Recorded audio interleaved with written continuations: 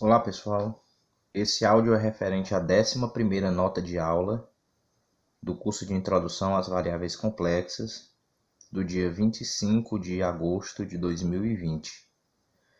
O objetivo dessa nota de aula é falar um pouquinho a vocês sobre funções do tipo potência, tá? De um número complexo elevado a um número complexo, tá? Ou seja, como foi colocado aí na nota de aula para vocês, o nosso objetivo é estabelecer uma noção para funções do tipo z elevado a alfa, onde z é um complexo e alfa no futuro a gente vai querer que seja um complexo também. Mas a gente pode tentar entender primeiro aquilo que acontece quando alfa é um número real, tá bom? E depois estender o conceito, tá bom? O que a gente sabe sobre funções potência quando a gente está no cálculo de uma variável real, certo? Então a gente pega z, um número real positivo, que a gente sabe que vai estar bem definido para toda potência, tá? Quando a gente pega um número real positivo para ser a base.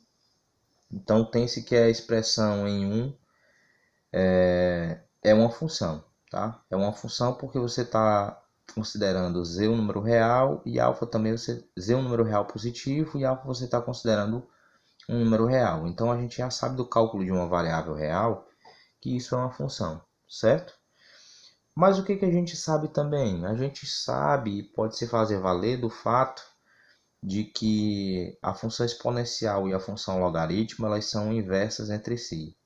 Portanto, para todo x positivo, x também pode ser escrito como e elevado a log de x, tá?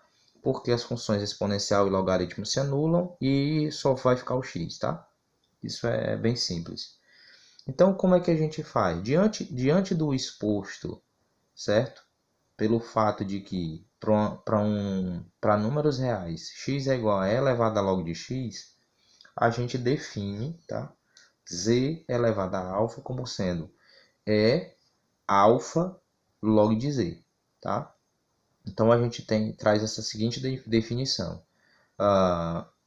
Note que o alfa, ele está, em vez de ser colocado como potência, ele está multiplicando o log de z, né? Pelo fato de você poder usar a propriedade do log, né?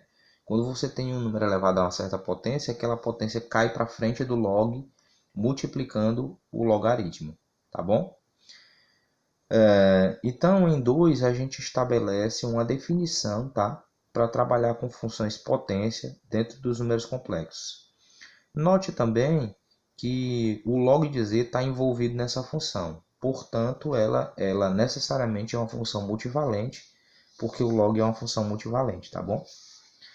Observe que a partir da definição dada, o alfa log é um dos logaritmos de z alfa, tá? Uma vez que a expressão em 2 pode ser vista como um número complexo, então a gente tem o seguinte, lá para a página 2, aí você observa que log de z elevado a alfa é o log de e elevado a alfa log de z, por definição, né, já que a gente estabeleceu por definição z elevado a alfa igual a e elevado a alfa log de z, tá? E aí, o que acontece aqui? O log e o exponencial aqui, mais uma vez, eles se cancelam, né? E aí eu vou ficar com alfa log de z mais 2 kpi, que é a definição do logaritmo exponencial, né? Ou seja, essa parte final ela é o identificador do ramo do logaritmo, tá bom? Dependendo de que volta você está no número complexo z. Lembra, né, que ele pode estar na primeira volta, tá? Pode estar na segunda volta, ele tem um argumento que pode ter dado muitas voltas no círculo, né? Tá bom? Então, o log de z elevado a alfa é alfa log de z, tá vendo? Então, ele é essencialmente aquilo que acontece na reta, só que ele tem, acrescentando a ele tem um identificador do ramo do logaritmo, já que a função ela é multivalente, tá? Tudo bem? Perfeito. Obviamente, a expressão em 3 ela é uma extensão do que ocorre no caso real, que foi o que eu acabei de citar, tá? Quando z é um número real positivo, alfa é um número real e k é igual a zero. Desde que a função, observação 1, desde que a função log de z é multivalente, segue que a função z elevado a alfa, definida por 2, né, para nós, ela também em geral é multivalente, tá? É óbvio, né? Já que você está definindo ela a partir de uma função multivalente, dificilmente ela não seria uma função multivalente. Além disso, f de z tem o mesmo ponto de ramificação do log de z, né, que é o zero. Tá? Então a nossa função, assim como o log de z, não está definida no zero, ou seja, os raios da função log de z partem do zero, e do mesmo jeito da função z elevado a alfa. Tá? O z elevado a alfa, o zero não está no domínio, e os raios da função elas partem do z igual a zero. Tá bom? Continuando, indo para a página 3, faça o seguinte, né? Seja você considera z um número complexo que não é o zero, tá? Então, o que é que a gente sabe sobre esse número z que não é o zero? Ora, a gente sabe que ele pode ser escrito na forma polar, portanto, existe um r positivo e algum θ, certo? Entre 0 e 2π, tal que esse z possa ser escrito como r vezes e elevado a iθ0, tá bom?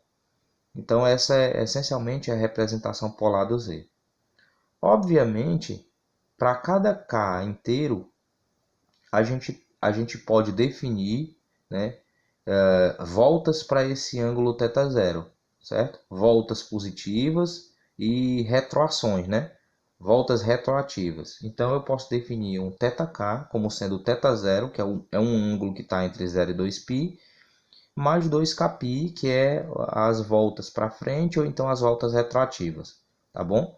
Então, vale o seguinte, que o r vezes e elevado a iθ0 é a mesma coisa do que o r e elevado a iθk, né? Uma vez que, no caso, eu só fiz dar voltas e o que está sendo levado em consideração aqui é o fato da função cosseno e seno, né? Já que o e elevado a i vai indicar as funções cosseno e seno, então elas são periódicas de período 2π, então elas não vão enxergar esse 2kπ aqui, tá? Então r elevado a iθ0 é a mesma coisa que r elevado a iθk, tá?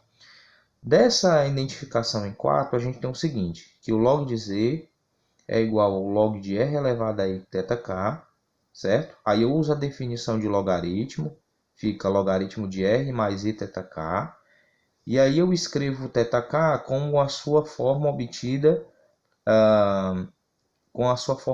acima, né? Uma vez que θk é θ0 mais 2kπ, tá bom? O que é que agora eu faço? Eu separo o θ0 do 2kπ, e aí fico com log de r mais iθ0 mais 2kπi, certo? Tudo bem? Então, eu observo que eu sempre consigo separar uma parte do logaritmo, por definição, eu sempre consigo separar uma parte do logaritmo que tem a ver com o seu valor principal, ou seja, que é aquele valor que o logaritmo dá em apenas uma única volta, né, dentro da primeira volta do seu argumento, tá bom?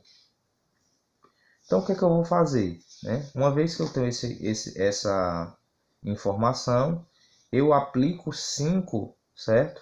Na função potência, certo? Levando em consideração a expressão que eu obtive em 2, que é z elevado a alfa igual a e elevado a alfa log de z, tá bom?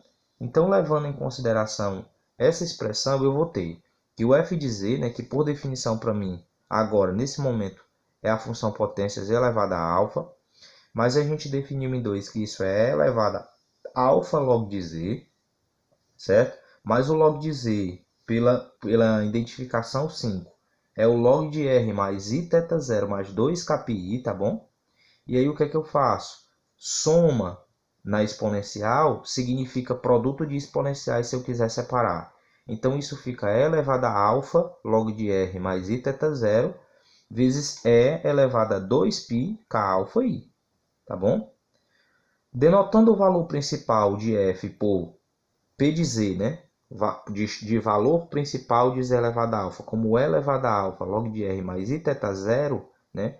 Chegamos à conclusão, olhando para a expressão em 6, que os possíveis valores de c para f de z igual a z elevado a alfa eles são obtidos por um produto. Um produto do que, professor? Do valor principal da função z elevado a alfa, certo? Por e elevado a 2π k alfa i, tá? Esse número. Note que esse número ele pode variar, certo? Ele pode variar bastante.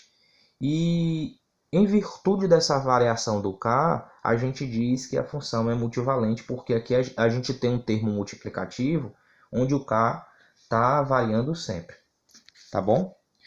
O que é que a gente pode fazer agora? A gente pode investigar as possibilidades vindas desse produto mencionado aí em 7, né? Já que eu estou pensando em f de z como o produto de duas coisas. Ele é o p de z de alfa e esse número é elevado a 2π k alfa i, tá bom? Então, primeiro, note que a possibilidade de diferentes valores para z elevado a alfa se dá quando tomamos valores distintos do k, né? Isso eu já tinha acabado de pontuar, né? Que essa função vai receber vários valores conforme eu estiver variando o k. Página 5. Suponha que eu tenha dois k's inteiros diferentes, tá? Um k e um k', tá?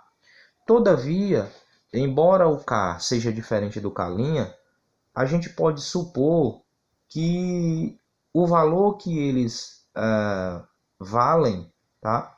Quando aplicados à exponencial, né? Aquela exponencial que multiplica o p de z alfa, eles são iguais, tá? Suponha por um instante que, embora eles sejam números inteiros diferentes, eles aplicados ao e elevado a 2π k alfa i, eles dois são iguais, tá? Tanto com o k como com o k', tá bom?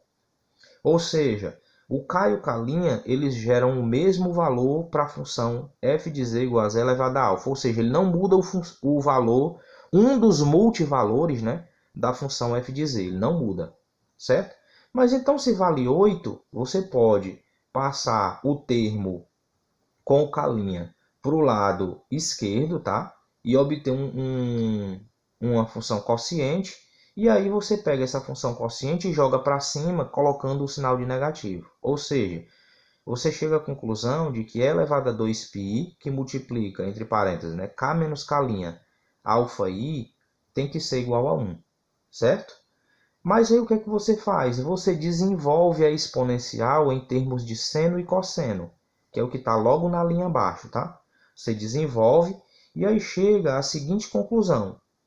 Chega que da igualdade acima, certo? De 1 em termos de cosseno e de seno, você sabe que o 2π k menos k' alfa, ele deve ser um múltiplo de 2π, certo? Isso porque, pessoal, a gente está enxergando o seguinte, ora, se esse cosseno de 2π k menos k' alfa mais o i seno 2π k menos k' alfa tem que ser igual a 1, significa que o cosseno tem que me dar 1, certo? Mas se o cosseno tem que me dar 1, significa que ele tem que ser um múltiplo de 2π, certo? Senão o cosseno nunca vai ser 1, tá bom? Então daí eu já tiro que esse número que está dentro do cosseno e dentro do seno, ele tem que ser um múltiplo de 2π, tá bom? Ou seja, vai ter que existir um L inteiro, tal que 2π k menos k' alfa tem que ser igual a 2πl. Ou seja, você cancela os 2π's e chega à conclusão de que o alfa tem que ser um inteiro, L, sobre k menos k'. Ou seja, como o k' é diferente do k, significa que o termo de baixo é diferente de zero e, portanto, esse número é um número bem definido nos números racionais, tá bom? Então, eu chego a que conclusão, né? Que tipo de conclusão eu chego com essa primeira análise? Eu chego o seguinte, se alfa for real ou complexo não racional, né? Por que foi que eu cheguei? Eu cheguei que o alfa era um número racional. Então, em que conclusão eu chego? Que se alfa for um número complexo ou um número real não racional, então necessariamente a função f de z igual a z elevado a alfa, ela terá infinitos ramos, certo? Por quê? Porque eu descobri que a possibilidade dela gerar termos iguais, né? Aquela parte que multiplica a parte principal para ela ser igual, necessariamente a gente encontrou que o alfa tem que ser um racional. Então, se você já souber de cara que o alfa ele é um número real ou um número complexo, e se for real ele não é racional, não tem chance alguma dessa função dar valores iguais. Porque para dar valores iguais, o meu alfa tem que ser racional. Portanto, ela imediatamente ela tem infinitos ramos e ela é uma função multivalente, tá bom? Então, nessa conclusão eu chego de um primeiro olhar, tá? Suponha agora que alfa ele é um número racional, já que a gente praticamente disse o que acontecia quando ele era complexo ou real não racional, tá? Então, o que a gente sabe? A gente pode supor que existe um P inteiro e um Q natural, tal que o alfa se escreve da forma P sobre Q, tá bom? Onde a gente pode supor adicionalmente que o módulo de P e Q são primos entre si. Ou seja, você vai fazendo a fatoração, né, do quociente P sobre Q até que você não consiga fatorar mais. Tá bom? Beleza. Uma vez entendido isso, agora a gente pode observar o seguinte, que o E elevado a 2π K alfa I é E elevado a 2π K P sobre Q, perdão, vezes I. E aí você escreve isso em termos de cosseno e de seno, tá? Que é o que está logo embaixo. Então isso nos diz que as possibilidades para um número complexo acima são mais de um valor... Isto nos diz que as possibilidades para o número complexo acima ser mais de um valor é quando o K varia no máximo de 0 até Q menos 1. Porque na hora que o K, entenda, o cosseno e o seno são funções periódicas, tá bom? Então elas vão se repetir de 2π em 2π. Toda vez ela se repete, certo? Então, toda vez que você pegar, tá? Toda vez que você pegar o K para ser um múltiplo de 2Q, significa que a sua função cosseno e a sua função seno só vai estar dando volta, certo? Toda vez que você pegar um múltiplo de Q, vai ser inútil porque você não vai estar fazendo nada. Você vai estar só dando volta. Ou seja, o que essa observação está dizendo? Que as possibilidades para você ter cossenos e senos, certo?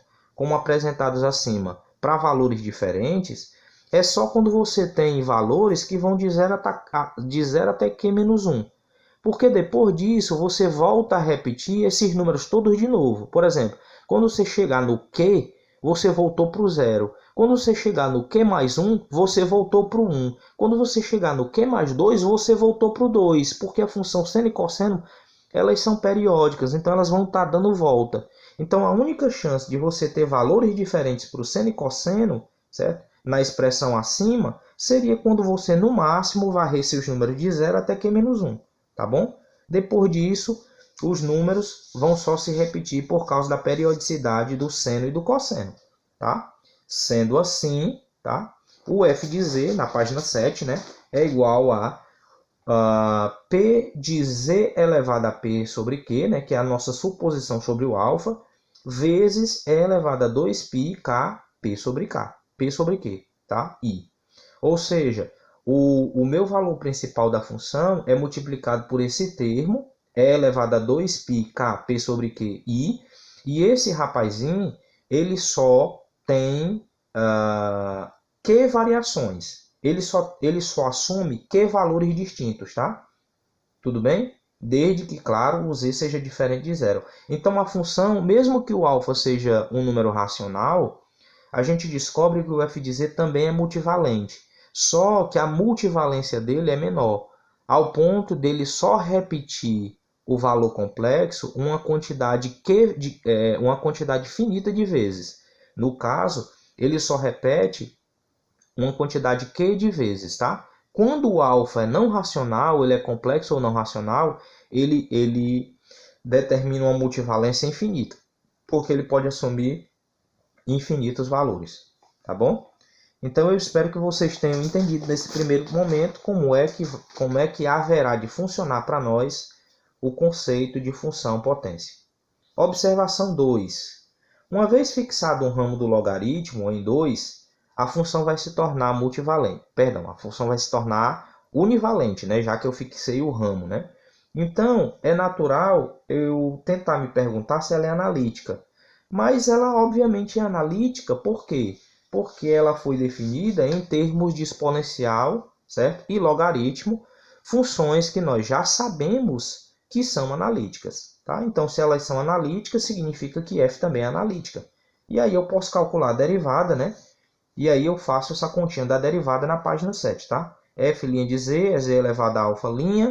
Você usa a definição, né? Para o z elevado a alfa, é elevado a alfa log de z, tá? Você deriva, então, essa função usando a regra da cadeia, tá aí? É elevado a alfa log de z vezes a derivada de alfa log de z. E aí você deriva o logaritmo, tá? Tudo bem? Aí você obtém o seguinte, você obtém e elevado a alfa log de z vezes alfa sobre z. Mas quem é elevado a alfa log de z? Ora, é o próprio z elevado a alfa, tá bom? Então, o que é que eu descubro no final das contas? Que a derivada da função potência é nada além do que aquilo que a gente já esperava se a gente tivesse no cálculo de uma variável real. Quando você tem x elevado a p, ou x elevado a r, onde r é um número real, então a derivada de x elevado a r é r, que multiplica x elevado a r menos 1. Tá? Então ficou uma coisa semelhante. Na página 8, eu coloco aí um exemplozinho para vocês, tá? Que é o exemplo da função potência 1 sobre n, z elevado a 1 sobre n, ou seja, a raiz enésima, né? Tá? E o que eu vou fazer? Eu vou usar a definição. Note que o meu alfa ele é racional, né? Ele é 1 sobre n. Portanto, eu já sei que essa função é multivalente, mas ele tem valência, né? A valência dessa função é n, certo? Ela só pode repetir para cada número, ela só pode dar números distintos uma quantidade n de vezes, tá bom?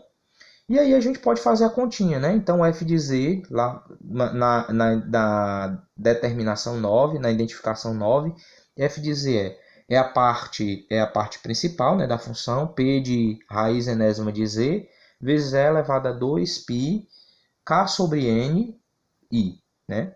Aí você escreve a parte principal, repete o 2π, k, n, i, certo? Mas essa parte principal vai me responder r elevado a 1 sobre n, né? usando aqui o desenvolvimento da função exponencial, né? Fica a exponencial do primeiro termo vezes a exponencial do segundo termo. Só que eu vou ficar com o produto de 3 exponenciais. E aí eu uno as exponenciais que têm essencialmente ângulos. Eu ficaria com e elevado a 1 sobre n log de r, tá bom? E aí, no caso, eu subo 1 elevado a n e cancelo o exponencial com logaritmo, por isso fica r elevado a 1 sobre n. Eu vou ter e elevado a 1 sobre n e θ0 vezes e elevado a 2π kni. Então, eu pego essas duas partes que tem um número complexo e uno elas, tá bom? E aí eu obtenho a identificação em 9.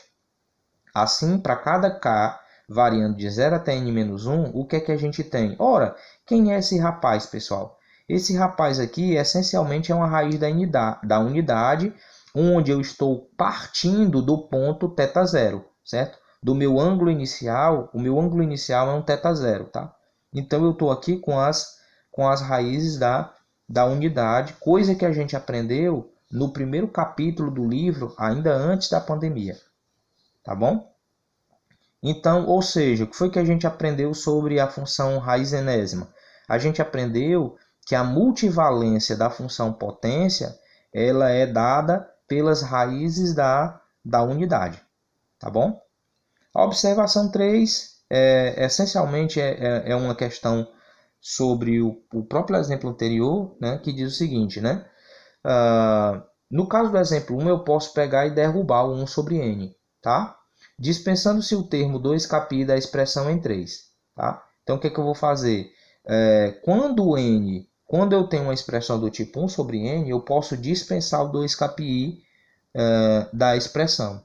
Aí vamos ver por quê, né? Ora, log de z elevado a 1 sobre n é o log de, aí eu determino a expressão, né? A expressão do z elevado a 1 sobre n, que eu acabei de determinar na página anterior, que é em 9, né? Tá aqui. Depois eu uso a definição de logaritmo, que eu posso quebrar esse produto numa soma, tá? Só que na segunda parte eu tenho o log do e, então essas duas funções se anulam, aí eu fico só com i vezes o ângulo, tá bom? Repito a primeira parte e observo que a segunda parte, o que é essa segunda parte, né? Eu posso pegar e levar o n para dentro, tá bom?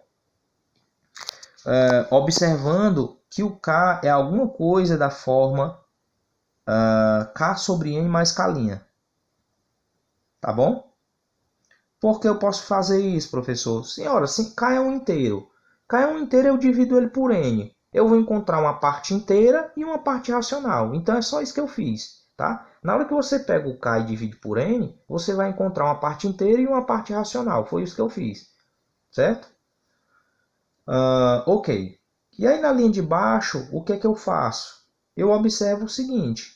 Ora, eu posso pegar o n e eu posso pegar 1 sobre n e colocar ele em evidência, certo?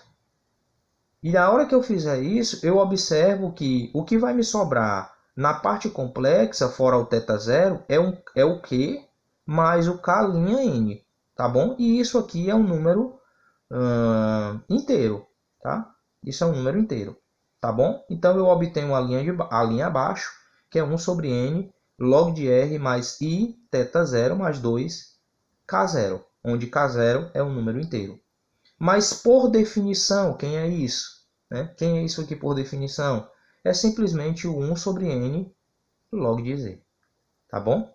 Ou seja, quando você estiver numa situação em que a sua potência for alguma coisa do tipo 1 sobre n, onde n é um natural, significa que o log de z elevado a 1 sobre n é simplesmente 1 sobre n log de z. Ou seja, aquilo que vale num contexto de uma variável real. Tá bom, pessoal? Essa foi a aula de hoje, a aula remota de hoje. Eu coloco alguns exercícios para vocês fazerem, que são os exercícios do 11 ao 15, da página 73 do livro texto, tá bom? A partir desse momento eu desejo a todos vocês bons estudos.